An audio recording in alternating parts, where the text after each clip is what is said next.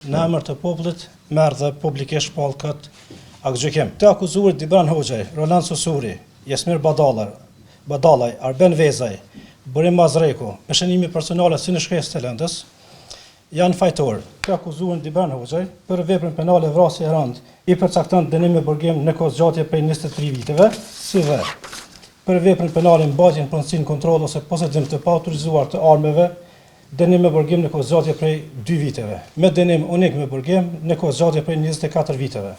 Në këtë dënim i llogaritet edhe koha e kaluar në paraburgim nga data 03/2023 deri në plotësimi të këtij aktgjykimi. Të akuzuarit Roland Susuri për veprën penale manipulim me provën, dënim me burgim në kohë zgjatje prej 4 vite e 6 muaj.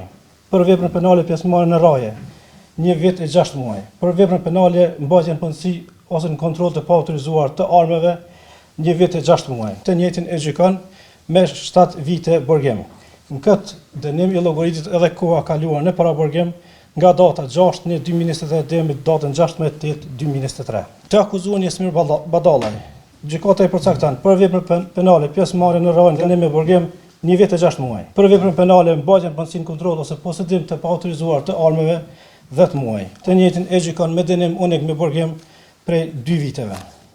Në këtë dënim i llogaritet edhe koha kaluar në paraburgim nga data 06/01/2023 deri në 16/8/2023. Të akuzuar Arben Vezaj për veprën penale pjesëmarrje në rraje, gjykata e gjykon me dënim me burgim në kohë zgjatje prej 1 viti.